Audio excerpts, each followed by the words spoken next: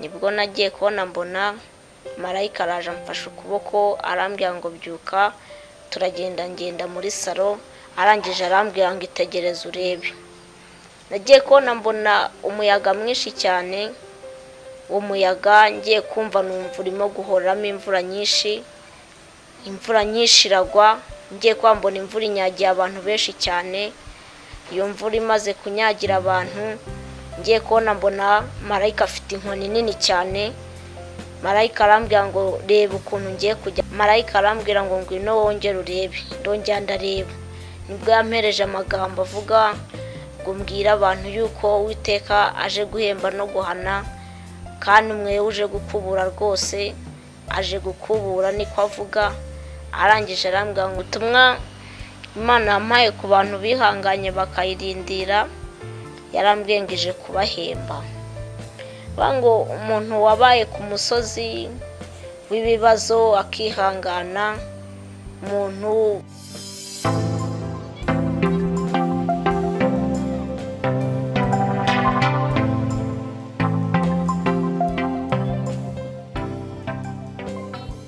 inshuti bakunzi ba Vision TV, twongeye turabasuhuje kandi tubifurije ibihe byiza. Tubashimire ko mugenda mukurikirana ibiganiro byacu, mukaduhereza ibitekerezo, kuko tugenda dukunda ibitekerezo aho muri hose. Rero tugenda tubazirikana kandi tubifuriza ishya n'ihirwe. Murazi rero ko ibiganiro tugenda tubagezaho bigiye biri mu ngeri nyinshi zitandukanye, imyidagaduro, ijambo ry'Imana ndetse n'ubuzima busanzwe. Rero tugenda dutegura ibintu byinshi bitandukanye, ariko kitiba tugamije no kugira ngo mugende mwunguka ibintu bishyashya Vision TV igende bategurira. Niyo mpamvu rero tuba tubasaba gukanda subscribe no kukazogera kugira ngo amakuru tuba twateguye mujye muhita muyabona tukiyashyira kuri internet. Nitwa Ismael Kayishema. Rero hano imbere yanjye murimo muhabona umumama, reka muhereze ikaze atwibwire, hanyuma n'ibindi turagenda tubimenya. Mama, tubahaye ikaze muribwira abantu bakurikiranye Vision TV. Murakoze cyane. Nitwa Nyirabagena Afisa, ndi umubyeyi, mbyaye 4. Imana yacu duhana umugisha. Mwari mukomeye muri no minsi? Nari nkomeye. Ndabona mwitonze cyane. Nitonze cyane kubera Imana igenda duha gutuza. Imana igenda bahereza gutuza. Mwakiriye Yesu nk'umwami n'umukiza ryari? Nakiriye umwami n'umukiza mu 2011, nibwo natangiye umurimo w'Imana w'agakiza. Ndangije nkomeza gukorera Imana nyegera, bigenda gutyo kugeza na n'iki gihe nkiri imbere y'Imana. Mbere yuko wakira Yesu nk'umwami n'umukiza se wakoraga ibiki? Ubundi mu buzima busanzwe ntago nigeze nivuruguta mu byaha. Ubundi nari umwana utuje nibereye mu rugo. Igihe kiza kugera Imana irampamagara nyiri umwana mutoya, noneho aho nkuriye irambwira ngo ngiye kugukorera ubukwe, irabunkorera. Natangiye rero kuyikorera nyakuri bihamye, ndi umugore. Utangira kuvugana n'Imana, mwatangiye kuvugana n'Imana ryari? Wumva ijwi ryayo gutuma? Ntangira kumva ijwi ry'Imana, nge natangiye kumva ijwi ry'Imana ndi umwana muto mfite imyaka 7. Nibwo najyaga ndyama ikampamagara, ntarabisobanukirwa neza, ariko ndangije ndyamye mbona umucyo wuje imbere yanjye, witambitse imbere yanjye. Mbona marayika mfashe ukuboko arambwira ngo we nzagukoresha mu bihe bikomeye kandi bigoye. Muri icyo gihe rero nari mfite imyaka 7, mpita ntangira umubatizo nk'utangiye ndabatizwa. Maze kubatizwa ngeze mu myaka 12, nibwo natangiye kujya nkorera Imana mu buryo bw'ubuhanuzi muri korali y'abana. Bigenda bikura kugeza na n'ubu. Icyo gihe wari ahagana he, mu kahe karere? Icyo gihe nari ndaha ngaha mu karere ka Gasabo, niho mvuka. Imana mu mudugudu wo mu Birembo, niho nkorera Imana ubundi. Wavuze ko rero ufite iyo myaka 7, Imana agiye kubwira ko izagukoresha mu bikomeye. Hari ahantu Imana yabimaze gukoresha mu bikomeye? Imana agiye inkoresha mu buryo bw'ubuhanuzi, yaba ku mudugudu aho nkorera, yaba aho intumye, hari igihe intuma nk'ahantu runaka cyangwa se ikantuma nko ku muntu. Rero Imana igenda inkoresha mu buryo bunyuranye. hari igihe waba Imana yarakubwiye ko ijwi ryawe rizagera ku bantu benshi batuye ibihugu bitandukanye ugeze nko kuri televiziyo? Imana yajyaga imbwira ngo nzagukoresha kandi nzagukoresha no hanze. Imana yajyaga imbwira ngo ijwi ryawe rizamenyekana n'ahantu hatari aho utuye. Imana yajyaga imbwira ngo ijwi ryanjye izaryagura, izarikuza rigende rimenyekane no hanze. Nuko yajyaga imbwira. bishatse kuvuga ko aka kanya kuri Vision TV turi kumwe n'umuhanuzikazi? Yego. Rero muri no minsi n'ubuhe butumwa Imana yaguhereje kugira ngo ubuhereze abantu bose n'isi yose bwumve buyigereho, tuguhaye kaze kugira ngo ubwo butumwa butambutse. Murakoze cyane. Bona ari maze kubyara uriya mwana mfite mutoya, Imana yansanze mu iyerekwa ari nijoro, irambwira ngo byuka nkwereke. Ndabyuka ku itariki 15 z'ukwa kane 2020 nibwo nagiye kubona mbona marayika araje amfasha ukuboko, arambwira ngo byuka ngenda muri salo. Arangije arambwira ngo itegereze urebe. Nagiye kubona mbona umuyaga mwinshi cyane. Uwo muyaga ngiye kumva numva urimo guhoramo imvura nyinshi iragwa. Ngiye kwambona imvura inyagiye abantu benshi cyane. Iyo mvura imaze kunyagira abantu, ngiye kubona mbona marayika afite inkoni nini cyane. Marayika arambwira ngo reba ukuntu ngiye kujya mbigenza. Ngiye kubona mbona marayika umuntu agezeho akamukandagira ikirenge. Iyo yarebaga akabona nta kimenyetso umuntu afite, najya kubona nkana marayika akandagiye umuntu ikirenge, nkabona uwo muntu igufwa ry'ikirenge rihise rivamo, nkabona umuntu ahindutse inyama gusa, nkabona umuntu arapfuye. Noneho muri ako kanya ndimo kureba ibyo ngibyo, ngiye kubona mbona marayika arambwira ngo ngwino wongere urebe. Ndongera ndareba. Nibwo yampereje amagambo avuga ngo mbwira abantu yuko Uwiteka aje guhemba no guhana, kandi umwe uje gukubura rwose aje gukubura, niko avuga. Arangije arambwira ngo mbwira abantu yuko kandi yinginga umuntu wese baba baragiranye ikibazo ko yagira umwete wo kwiyunga nayo, kuko n'Imana igarutse guhana bwa kabiri kandi izanye uburakari. Muri ako kanya imaze kumbwira amagambo, ngiye kubona mbona bafunguye insengero. Ngiye kubona mbona imvura nyinshi iraguye, nka kwa kundi uba wumva imvura igiye kugwa nyinshi, cyokora urimo yumvira mu mpande ahantu igiye guturuka. Imvura irahinda. Imaze guhinda abantu mu rusengero, imvura ibiraguye. Mbona ya mvura irimo guca mu mabati ikajya imanura urubura rukanyagira abantu mu rusengero. Ngiye kubona mbona muri urwo rusengero habayemo rake Kivu. Ngiye kubona mbona hazamutsemo ibuye rinini cyane. Iryo bene ryo ryahitaga rikurura umuntu. Iyo wabaga nta kimenyetso cy'Imana ufite, nabonaga marayika arimo kureba mu ruhanga, yabona akabona umuntu nta kimenyetso afite, nkabona iryo buye rirahita rifata umuntu rikakurura rijugunya muri rake Kivu. Imana irambwangije guhana bwa kabiri n'uburakari, ngo kubera ko yazanye inkoni yayo yoroheje, abantu ntibigera bakebuka ngo bavuge ngo Uwiteka araje, cyangwa se uwari ufite ibyaha ahindukira itagira ubwo avuga ati tubonye Imana. Imana rero nubwo buryo yampaye ubwo butumwa, irambwa ngo kuko abantu batigeze bikanga ngo bayihindukire bayitinye, igarutse bwa kabiri rero guhemba no guhana. Ngiye kubona mbona iyo mvura iraguye nyinshi cyane, imvura ikanyagira abantu, umuntu akaba ari mu nzu ye ariko imvura irimo kumunyagiriramo. Imana irambwa ngo nubwo buryo ijemo, ije kongera guhana niko ivuga. Nubwo buryo yansuyemo. Mu bintu byaguteye ubwoba cyane muri iryo yerekwa wagize n'iki? Ikintu cyanteye ubwoba cyane nuko nabonye marayika yarebaga umuntu akabona nta kimenyetso afite, nkabona iryo buye riramusumiriye riramufashe rimujugunye muri iyo rake Kivu, nkabona umuntu arazimiye burundu ntazutse, mbese nkabona apfiriyemo aho ngaho. Byahise bintera ubwoba, binyereka yuko umuntu udafite ikimenyetso cy'Imana muri iyi minsi, Imana igiye kujya imurimbura, habe no kuzibukwa ngo uvuge ngo nzongera kubona ubugingo ryari. Nicyo kintu numvishe cyanteye ubwoba. Ubundi butumwa Imana yigeze impa ntwite mu kwezi kwa 4 2019, nari ntwite sinabona amahirwe yo kubutanga. Nuko nagiye kubona mbere yuko korona iza, nagiye kubona mbona umuntu araje agiye mu ishyamba rinini cyane, mbona umuyaga mwinshi cyane uhushye muri ibyo biti.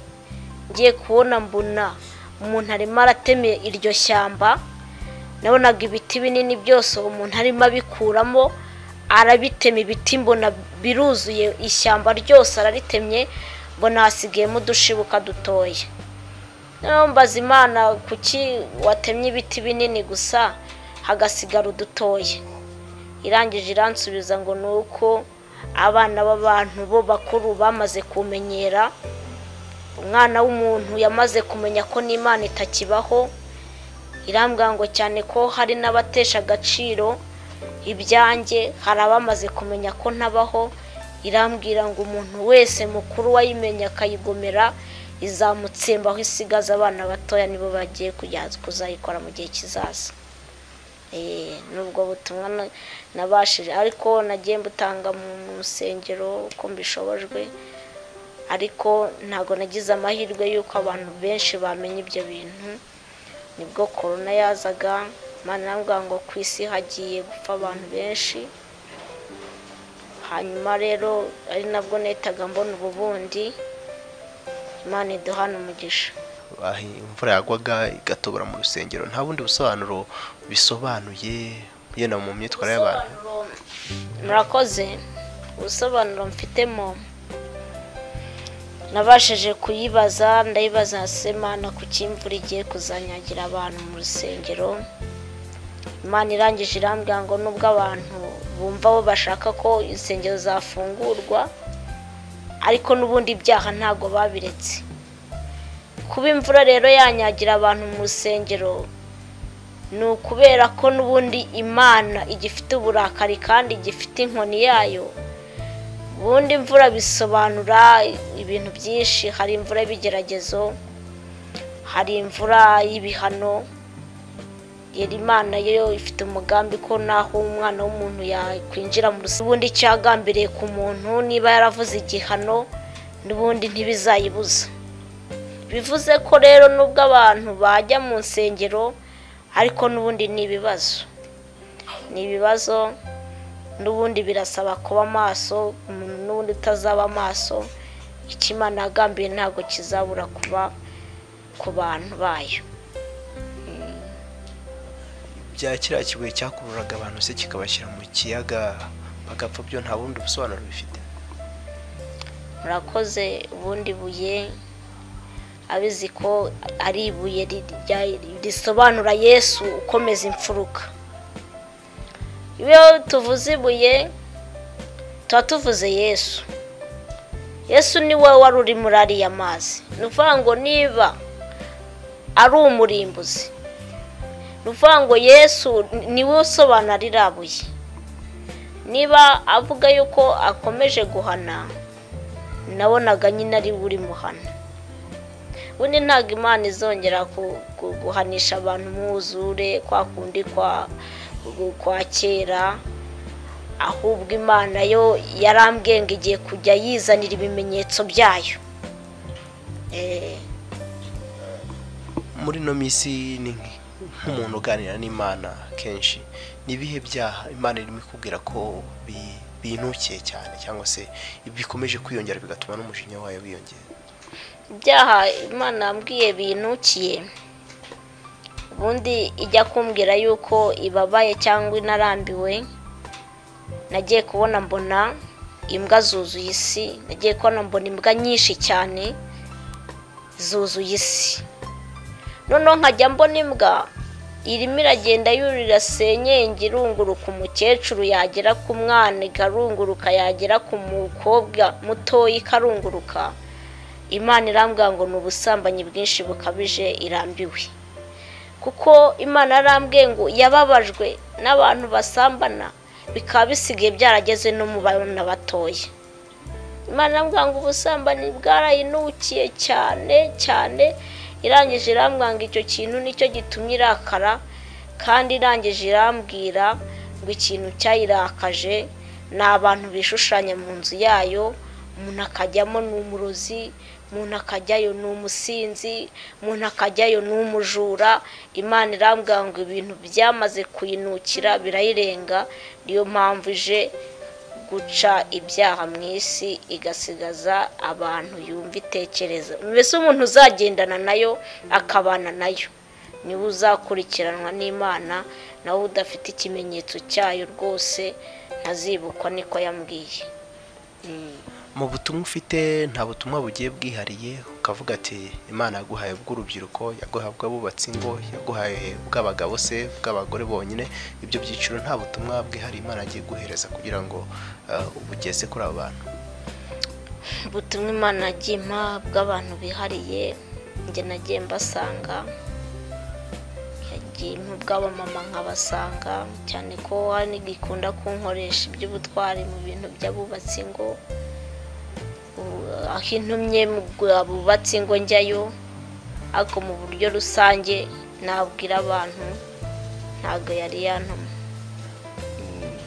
Hari umuntu urimo gukurikira aka kanya, yenda wari umusambanyi, yari yarataye urugo rwe se, hari n'ibindi byaha byinshi bitandukanye, nubwo nari mvuze ku cy'ubusambanyi nuko ari cyo wavuze cyakunze kuba kinukiye Imana cyane muri ino minsi. Nk'umuntu urimo kureba aka kanya, n'icyo uri bumubwire ariko afite ibyaha? Ikintu nabwira abantu bankurikiye ni uko nabingingira kwegera Imana.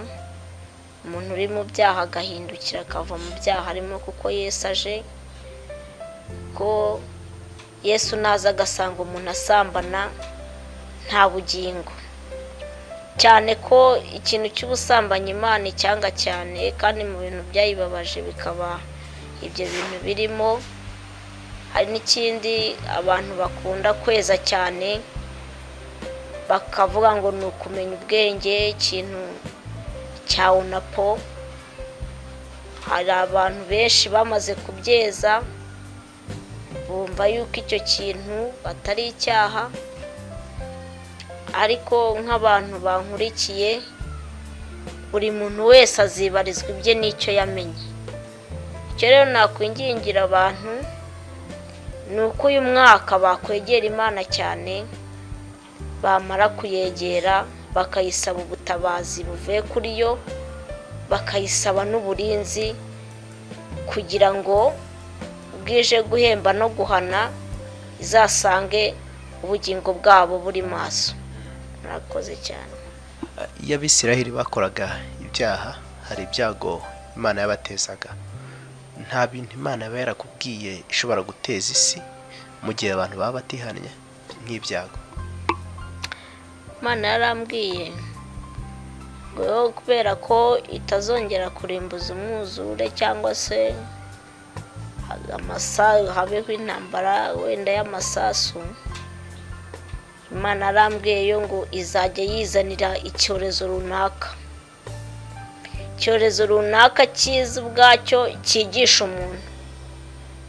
Uvuga ngo niba umuntu atahindukira ngo ahindurwe n'uko Imana irimo kwinginga umuntu ngo ihane nkurengere, umuntu bwe ku giti cye Imana izajya imuha ikintu kimwigisha, kimugereho yige, ubwe ahinduke cyangwa se arimbuke. Buri muntu ku giti cye azajya yibonera ikintu izajya imuha cy'ishuri kimwemeze, gitume amenya ngo Imana ni iki, uko yambwiye. Hari abanyamasezerano baba bagukurikiye cyangwa se abandi bantu babanye n'Imana neza, nta butumwa bwo Imana yaba yarabageneye?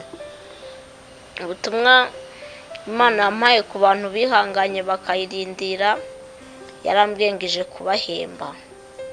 ngo umuntu wabaye ku musozi w'ibibazo akihangana, umuntu agahura n'ibigeragezo byinshi akabyitwaramo neza ntiyicire inzira, Imana ije kumuhemba kandi ije kumugirira neza. Ku muntu witwaye neza by'ukuri, akitwara neza ahantu hiherereye, akitwara neza ahantu umuntu atamukontorora ngo avuge ngo runaka ngo yakoze ibi, we ku giti cye akitwara neza ahantu hihishe n'aho atihishe, Imana arambwengije kurengera uwo muntu. Ntekereza ko rero twaba tugeze ku musozo, reka tuguhereze umwanya kugira ngo usengere buno butumwa umaze gutanga, ndetse n'abandi bantu bose bazabwumva, nabwo usengera abantu muri rusange ndabona ubutumwa. Ndumva twasengera mu ijambo ry'Imana. Imana yampaye riri muri Yesaya 26 umurongo wa 3. Buri muntu wese azahasoma, ndumva ari ryo twasengeramo rivuga ngo gushikamishije umutima azaba amahoro masa, ngo kandi uzamurinda kuko yakwiringiye. Ndumva ari ryo wenda twasorezaho dusenga Imana. Mana Data twese uri mu ijuru, uri umurengezi mwiza, kuwa kwizeye ntazakorwa n'isoni cyangwa se ngo amware. Uri umwami urengera kandi uri umwami ushoboye byose. Turagushimye ko utagihinduka n'inyuguti n'imwe, icyubahiro ni icyawe. Mwami w'abami, muririmbyi araririmbye aravuga ngo ni Yesu ufite urufunguzo rw'ibizaba. Arangije aravuga ngo nta wundi wo kurundindira keretse we. Amaze kunyurwa n'ubwo bushuti bwo mu ijuru, aravuga ngo kubw'ibyo natinya iki, kubera ko yabonaga rero ko ari ufite urufunguzo kandi akabona nta kintu abasha gutinya. Ibyo nibyo byamuhaye ibyiringiro, kandi ijambo rye rikatubwira ngo umukiranutsi wawe azabeshwaho no kwizera, ngo kandi no ku munsi muba azakomera. Turagushimye rero kuri ibyiringiro byacu. Rero icyo wavuganye natwe, icyo wagambiriye ku muntu ni ukwezwa cyane.